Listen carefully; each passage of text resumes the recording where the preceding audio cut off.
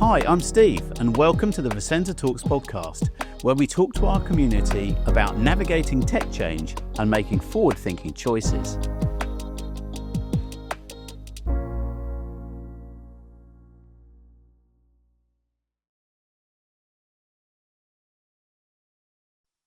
In today's episode, we've got the privilege of having Steve Connor, who is really getting deep into the creative side of AI with all the filmmaking and stuff he's doing. Steve, we met 10 years or so ago.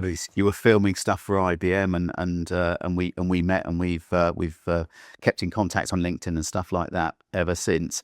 We've been watching the stuff that you've been putting out, particularly bridging that gap between the old style film or videoing and the new AI, and it's really intriguing, and so loved having the podcast today, because I think that there's a really interesting story to tell about that whole filmmaking, creative AI, digital stuff that you're really deep into. So thanks for being here. Thanks for inviting me. I think, as you say, I've been doing this for, let's say, 30 plus years, and seeing AI and what Gen AI can do around its various tool sets has been a revelation. I mean, I've seen a lot of change in the industry in terms of going from film to digital, going from online editing to digital editing. So everything's always changing, but this is a real revolution. Yeah, and you know, when we go back to the beginning there, where there was tons of equipment. I mean, you had lots of equipment. I remember when you were doing that filming, and I was the subject rather than the other way around today. A lot of that has clearly changed, and the dynamics of what you have and what you can use has changed quite dramatically. Tell me a little bit about where you've seen the step change in terms of the way that you work. How has what's happening in this wonderful world of AI started to influence how you approach a particular event that you're going to be filming? I mean, you know, you filmed at Glastonbury. I know we're going to talk a little bit about it later on when we talk about what people think about AI, but the shot in Cannes locks of the Spitfire, unreal. I mean, it sends goosebumps up me every time I watch that, because it's just such an incredible shot. But you know, that's sort of almost the old tech in that particular shot. What's the trajectory of the things that you have to do in AI that you've seen? Well, ironically, it doesn't change any of that. I've audited the work I've done over the last 3 years, and AI doesn't touch much of it in terms of event filming things that are happening. Yeah, filming reality doesn't really change. It can change with your prep, it can change a bit in your editing, but Gen AI doesn't really do much around that. What it does do is create new opportunities for things. So we start at a point with the new Gen AI tool sets that I can create anything. If I go to a client, if I'm pitching to a client, I can literally create any story they want. wow. So that's the start point, which is quite a large thing to go in with. So here's a question comes straight out of that then. So, you know, that vast body of work that you've done over those years, is it not possible then, or have you swayed away from subsuming that into an AI tool to do something with it, or could it work? I mean, that's me being really, really ignorant of what's happening in your world. I think it's still separate. I think that bit is that bit, and AI will help us create better films going forward without using the stuff that we've done before. At the moment, you're using reference images for AI, so I can potentially take some stills out of things and use those to make stuff going forward. Right. Increasingly so, we'll be able to put video in as reference, and then I can use that a bit more. But for now, it doesn't particularly fit. And what you haven't mentioned is, you've mentioned the Spitfire piece. Part of my past was creating documentaries for Discovery Channel and History Channel. Yeah. And we filmed a lot of aircraft, a lot of vintage aircraft and World War II Lucky aircraft, man. things like this. So I have a huge amount of that, and I've had a YouTube channel for 20 years since YouTube started. I've got various social media channels that I put that stuff onto. Yeah. Which actually, we were talking about this earlier. I have a very famous shot of a Spitfire flying very low down a canal. If you like Spitfires, you would have seen that shot. Definitely. It's been seen tens of millions of times. I put that shot up on social media the other day, and I'm just getting lots of comments saying that is AI. Wow. And no matter how much you try and persuade people, it's not AI. That they, because it's so well filmed, they now assume it's AI. Yeah. So that kind of blurred line between stuff we filmed before and what we're going to put out later is there already without even thinking about it. Yeah, and you talk a little bit about that, and in terms of that sort of AI slop is the way that you've defined that, and it's where you can you look where somebody is trying to mimic that type of thing, and it just is it's just not in the same vein. So going back to that shot, I've tried to recreate that shot in AI, and it won't do it. It can't do it. It does not have the physics to do it. Do you know that was my So, going to be my next question? Is that actually could you put a spaceship over the top of the Spitfire? Yeah.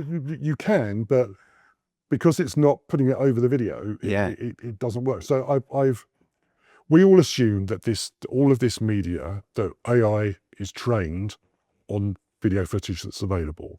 We all assume that Google VO, which is one of the best Gen AI tools out there at the moment, has used YouTube to train its data. Well, I'm sure it has. Yeah. But if I try to recreate my shot, which has been on YouTube forever, it won't do it. There's no elements of that it will pull back out. No, that is really really interesting.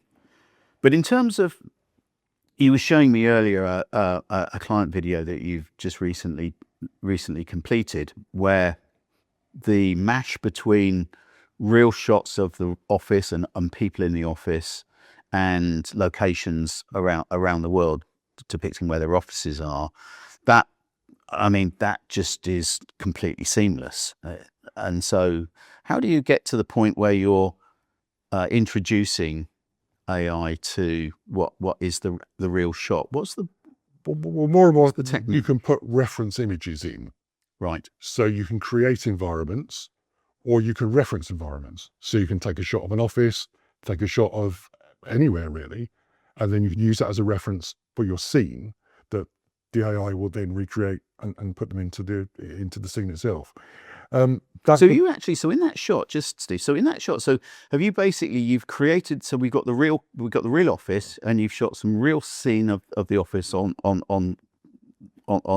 your equipment, and then effectively you're telling AI to get somebody to run through that office or something to happen.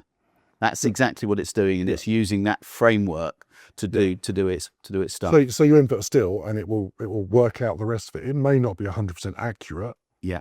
But it's close enough.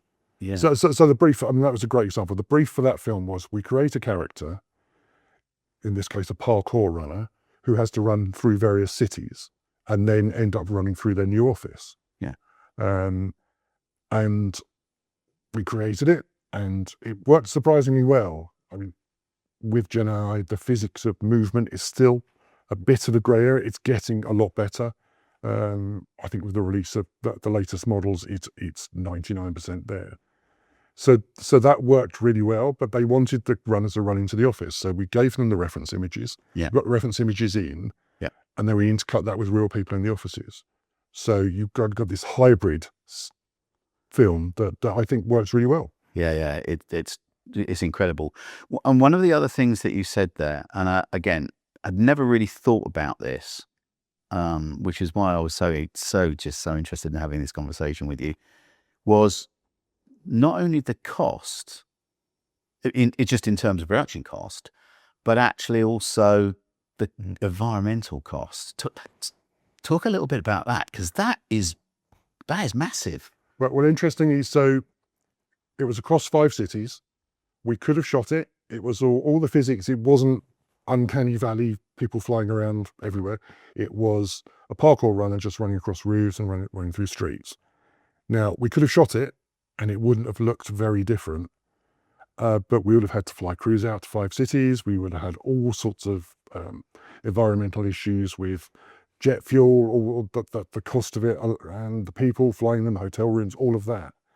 And it would have cost probably £300,000 to £400,000 as a budget. Yeah. This was done for a tiny fraction of that. That cost, yeah. And the environmental cost, yes, there's an environmental cost in Gen AI, of course there is. Yeah. But it would be a fraction of But what yeah, it's an absolute smidgen of what's going on there. I'm not saying it's green, but in relative terms, It's as close to green as you can get. Yeah. But that's a really positive message, isn't it, really?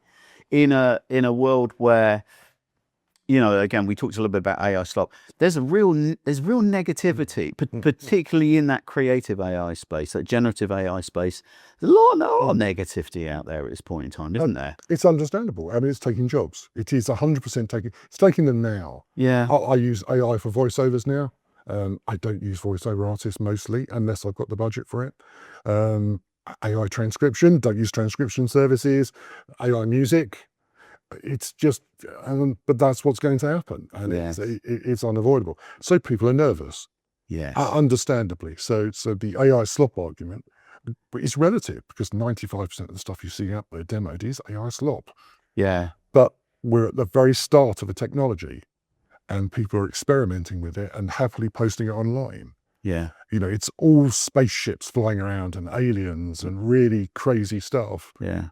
When it starts to get real is when you're creating real things with it. Do you think that might be that quite a lot of the people that are doing that have sort of grown up in a gaming sort of environment? They're trying to almost mimic something of their own ilk in terms of the gaming thing, but rather than as you say, let's take some real subjects, let's take some real things and go and use it and shoot it in such a way that you're telling a story rather than just creating some images. But the clever people are mimicking reality with it.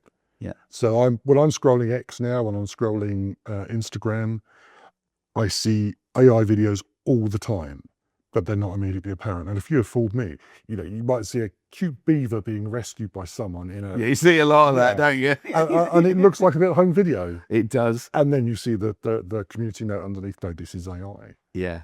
And increasingly people are doing this, and people are just scrolling past it and accepting that it's real. Yeah. There's whole groups of influencers now who aren't real.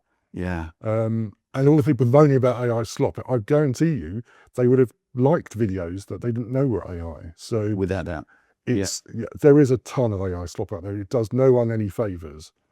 Yeah. And also just the copyright theft element of it. Yeah. Let's talk about that for a little bit. What's your thought about where that is, and how will that pan out, do you think? I mean, there's an awful lot of noise and at industry, it's film industry level and music industry level, that they really don't like this at all. But now we've got AI groups and AI. It's a huge subject, which a 20-minute podcast isn't going to cover. But we have the training data, which has happened, is happening. We don't know where that's come from. We assume it is trained on copyright material. Got to be. Google clearly have done this. Some of the companies in other countries are probably a bit less subtle about it. Yep. But we can't really influence that. What the big issue now is, every time a new AI comes out, people are recreating Tom Cruise. There's a very famous clip from a new AI coming out called Sea Dance 2, where Tom Cruise is fighting Brad Pitt. Yeah. And for some reason, to demo these things, people seem to think they can just do image theft or copyright theft or put people into movies. Yeah. And I think that isn't helping the case. No. Particularly, it's a great demo, it looks fantastic, but it doesn't help the case. Yeah. Because you're already stealing IP straight away. Yeah, exactly that IP protection. Do you think that there will be a point in time where that IP protection and the governance of it will come hard? It's quite soft at the moment. It's happening now.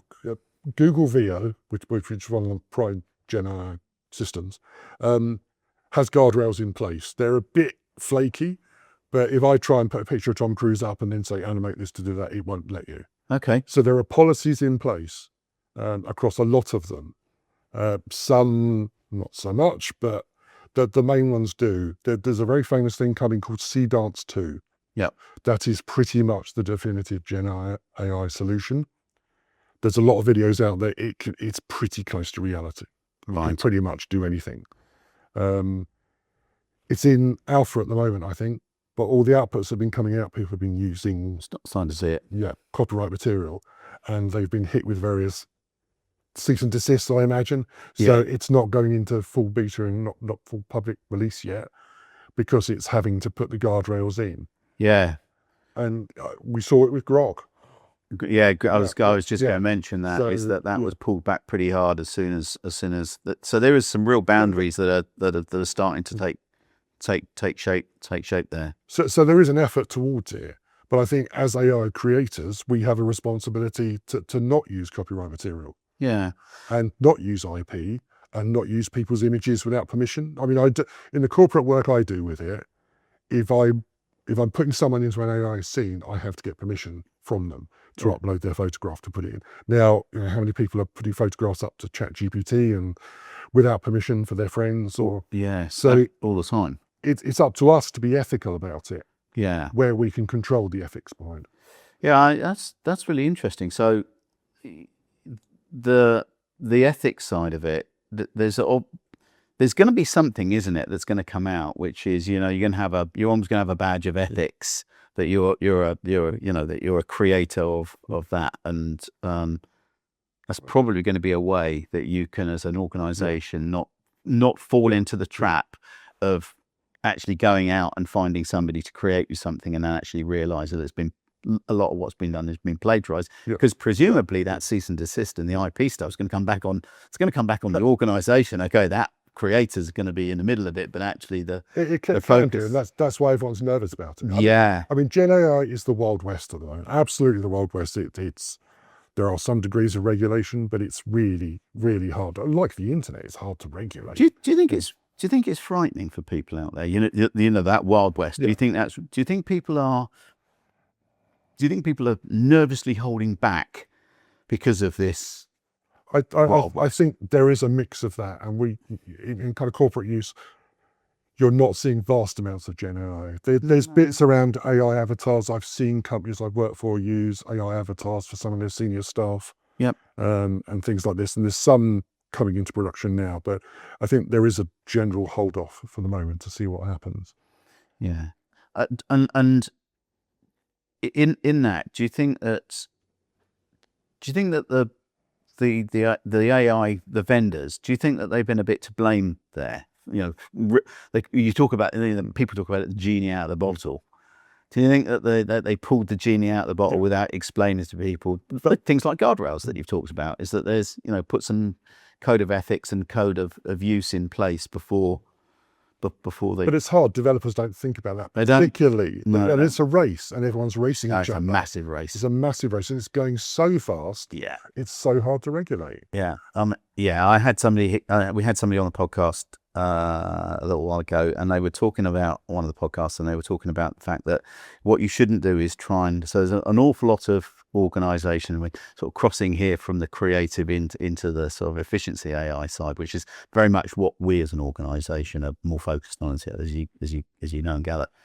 But actually, it's quite interesting is that they talk about the fact that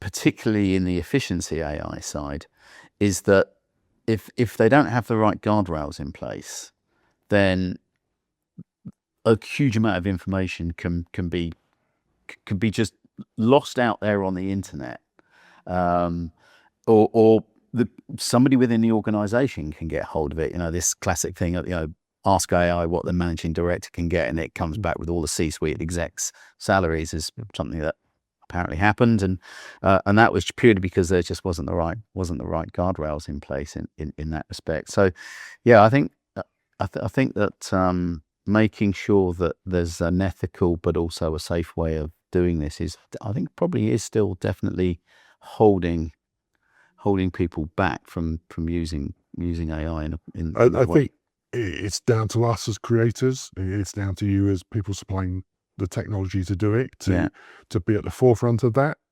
because as you say, it's the Wild West. So it's, we have to regulate ourselves wherever possible. And hopefully that becomes a selling point for what we do. Yeah. It is very much about, say, we don't upload photographs of people to do AI recreation without their permission. We certainly don't put any company data in. If someone wants to make a video with sensitive data, we make sure that's cleared first. Yeah. And it's things like this that I think will start to define where we are. Most companies don't have AI policies yet. I don't. No, it's surprising actually. Yeah, and they're just in the last probably couple of months, a number of our clients have actually said, "Hey, have you seen AI policy? Is there an AI policy? Do you have an AI policy? And is there anything that you can help us with there?" So, again, just starting to because I think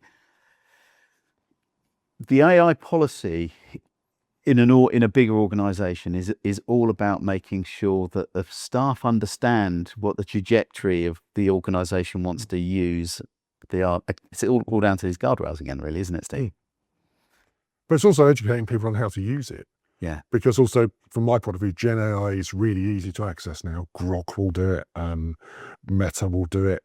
And anyone can just stick pictures in or stick data in and upload it. And I've seen loads of cases of people just, uploading some of their friends or, some of their work colleagues into an AI video and not realizing that there is a GDPR breach in there, technically. Yeah. No, yeah, absolutely. Yeah. And so when you go and have a consultation with an organization who wants to do something with you, okay, what are the sort of top 2 or 3 do's and don'ts that you immediately focus on? It's simply getting permission for anyone we upload to put into an AI film.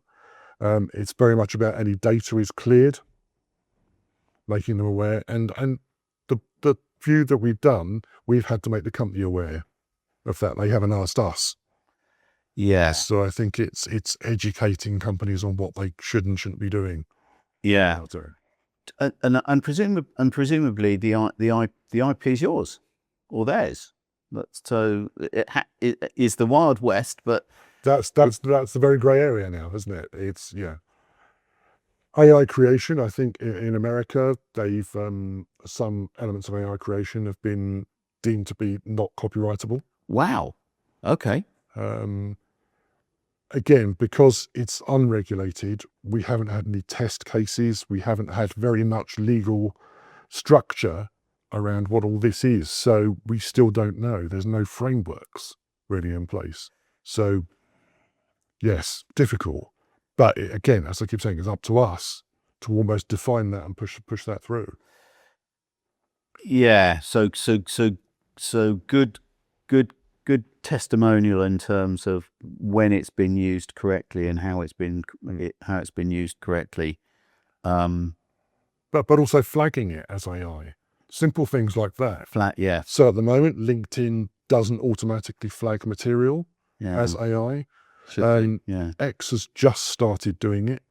Right. It's a bit hit and miss, and it's very easy to take the AI metadata out of the video.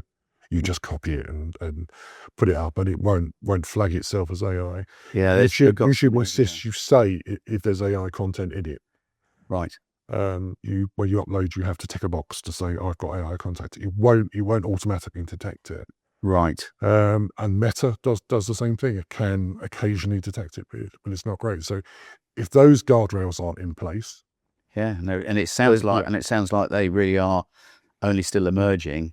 I can see why you're saying it's still a Wild West environment. They're almost like pushing all the boundaries all the time to see how far this stuff will flex before you come up against a hard barrier. Ironically, whatever you think of X and the way that runs, it's actually at the moment the best platform for flagging AI because the community note feature covers it, and every fake bit I've seen eventually gets a community note to say it's AI. Yeah. Okay. So it's almost self-policing itself in that respect. But it goes back to the fact that you can create anything.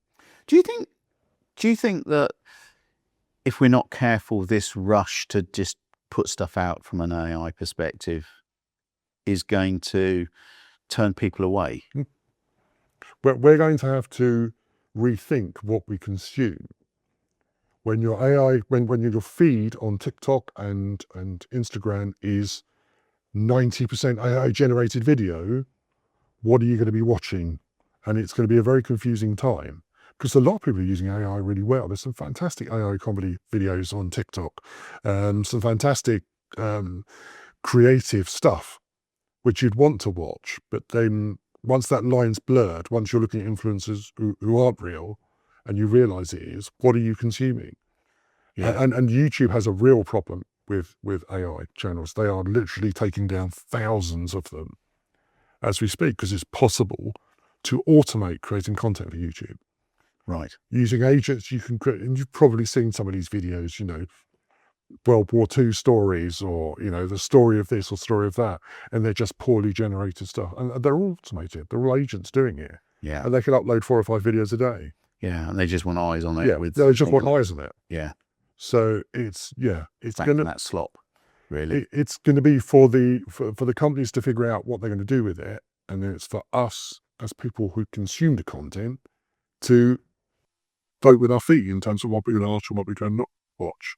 And as a creator, I have to bring that back to what can I make that isn't that's going to contain AI, that isn't going to turn to a glot. Yeah. When you get an assignment, do you find that the organization is thinking about having AI in it, or is it something that you bring to the party and suggest that there's ways of doing that? Are they still thinking in the way, shoot me a film, and almost like you said before, in 5 different cities with somebody in the offices? It's the early days at the moment, and the pieces I've done so far, I've suggested it rather than asking for it. Yeah. And I think it goes back to that we can create anything. Yeah. It's very broad. Yeah. So now when I go into a pitch, I can say, well, what do you want? Here's some ideas. Yeah. And if you want something that looks like a Hollywood movie, we can do that. Yeah. But that might not necessarily be the right thing. But, you know, if you want to take your managing director, you know, we could, actually, a new technology came up literally last week where I could film the managing director walking through a factory and then put him in another factory. Yeah. Or you can actually put people in different places. No green screening, no anything. You can just change them. Yeah, green screening. Yeah. Oh, God, yeah, green screen is, yeah. Still use those? Yeah, I was using it yesterday on Okay. So, so all of that still sits there, all the traditional stuff. All that- it's not replacing it. It's not replacing shooting events. It's not replacing talking to people. No, You know, AI avatars are great, but they're not right. they're not right. They're And I think as humans, no matter how good the technology is, we can still tell. yeah. Even if you put all the expression in, all the, you know, the faces look great, there's just something. I'd like to think that we would just fundamentally just know it's not a human. So Where do you think this stuff's heading? Where are we? You know, if you were to flip, let's say 3-4 years, 5's too many. It's going so fast. But, you know, 2 or 3 years, where do you think we're going to get to? I mean, you already intimated in terms of the fact that people are just going to scroll more. They're not even going to associate that it is a piece of AI. But where do you think your industry is going to settle on in terms of how it contributes to what we visually consume? I think it's hard to tell that at the moment because it is so broad. I mean, it's a tool set. It's a stack of technology that we have as tools. Yeah. Still just tools, in the same way we've had new tools all the way through what we've done. So I think storytelling stays the same. I think we will always seek out good stories. I've always said, you know, every video should be a story in some way or another. Yeah, it's interesting. You were saying earlier about the video that the piece you did for that organisation. You storyboarded it. I mean, that's going right back to basics, isn't it? And I think that's where people with experience will win. Yeah. Because that was an entirely normal creative thing. The director came up with a text storyboard. We then created some visuals for the storyboard. We created the characters. We had some test animatics. We put it together, then did final output. So it was a traditional film route. Yeah. A very traditional film route. Yeah, that's really interesting. Interesting. And I think if you apply that, then you get better results. And you can see the benefits. So Yeah, as I you say, see that the whole thing about the ecological side of it, and actually the financial side in terms of organisations to do No, but more of this with less. it comes back to story. As humans, we want stories. We do. We have since cave paintings. Cave paintings are stories. We seek them. We want beginnings and middles and endings. Yeah. And I think it stays with that. But what form that is, who knows at the moment. Hollywood haven't really adopted AI just yet, but that's starting. Yeah. Ben Affleck is about to sell his 16 person company for $600 million. So Yeah. as it gets into bigger workflows, it'll become more mainstream. Yeah. And the pushback against it from people who said, I'll never watch AI, or I know a lot of filmmakers who've said they'll never use AI. Yeah. I think we can't. It's like saying I'll never use a computer. Of course you will. AI is across what I do. We use AI for subtitles, AI for voiceovers, AI for music, AI for transcription, AI for research. It's really hard to avoid it. Yeah. And if you're not using it, in 2-3 years, you're going to be at a huge disadvantage. Sure. Because it's that old thing, is you're not going to lose your job to AI, you're going to lose your job to someone who knows how to use AI. Yeah, absolutely right. And I think the other thing is, and we hear this from the other side, and we talk about this in terms of, particularly from a guardrail perspective, is the human in the loop.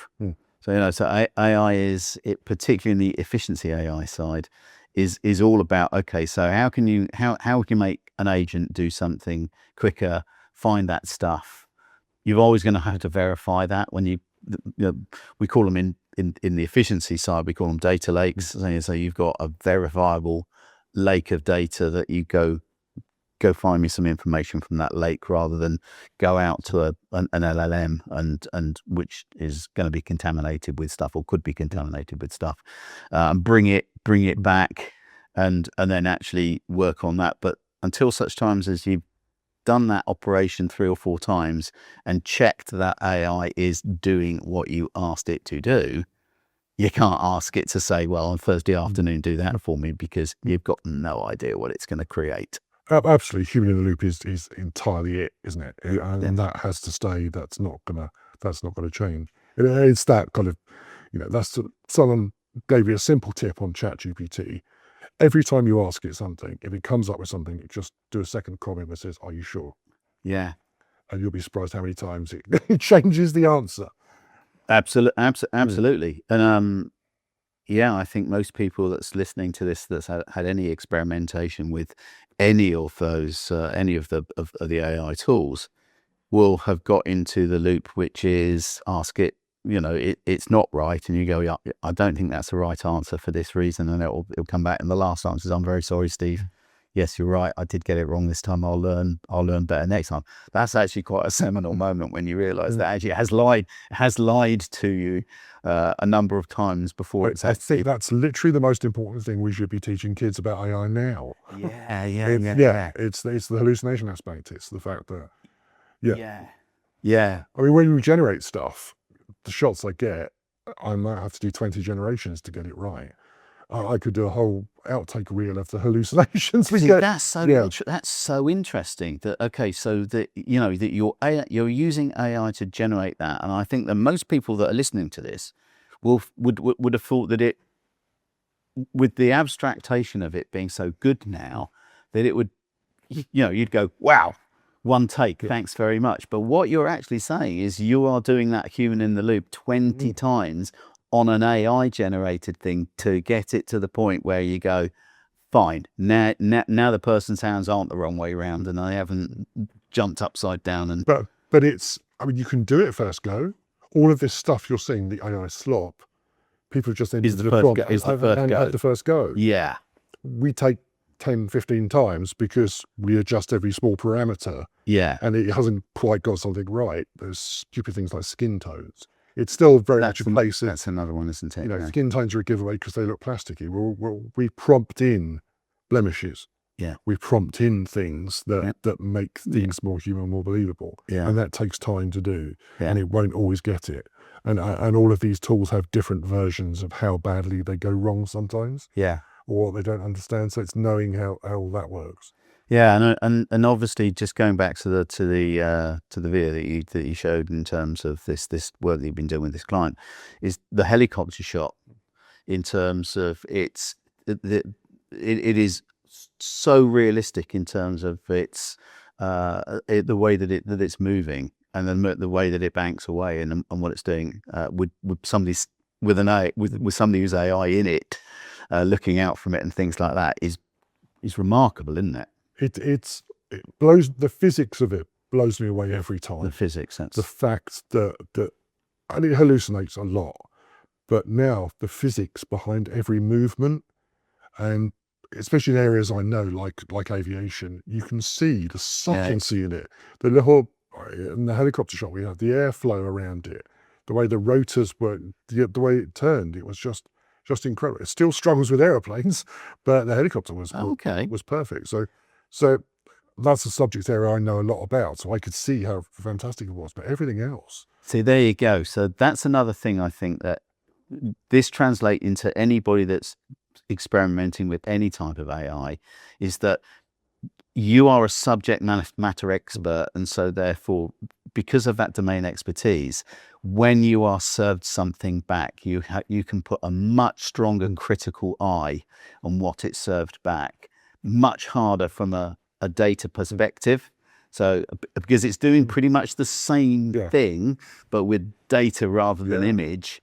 But so that's a really interesting point. And there's one other thing that you've just talked about, and I want to try and just, as we sort of get towards the end of this, because we've been chatting away for a while now, hallucinate. You said it hallucinates. That's really interesting. But that's the technical term is a hallucination. Is it? It's generally across AI, actually. It's not just. I didn't realise that. Yeah. The hallucination is where it just goes off on its own and doesn't. ChatGPT does it by giving you facts that aren't right. Right. This is the wrong. But visually, from Gen AI stuff, that's where you used to have the six fingers, and you saw a shot where the physics weren't quite right, and the guy's arms rotate through 360 degrees. And that's a hallucination. Yeah, that's a hallucination. But there's a lot less. The very famous Will Smith shot of him eating spaghetti, which is one of the first Gen AI shots years ago, just is a mass hallucination and a horror story of him just stuffing spaghetti in his face. Well, that's all gone. Yeah. Now, and if you look at the side-by-sides, and there's lots of them. Lots of stuff like that. But even in generating that, there still would have been something in there. And it still happens, and you have to look out for it. And sometimes that's why we have to do 20 generations, because there's something in the background so that you don't notice the first time. Yeah. So it's trying to get rid of the giveaways. Yeah. Yeah. Okay. And as you say, harder in your world, much as hard as it is in the data world. Steve, look, it's been really fun unpacking this, your side of using AI. So thank you very much indeed for coming along, and I think just opening up the box a little bit in terms of the sort of things that are happening out there in that creative space. So thanks for coming. Brilliant. Thanks for inviting me. Thanks for tuning in to the Vicenza Talks podcast. If you've enjoyed the discussion, hit subscribe for more conversation with our community on cybersecurity, AI strategy, and future-focused business thinking. And if you've got questions or want to continue the chat, comment below or email me at sales@vicenza.com.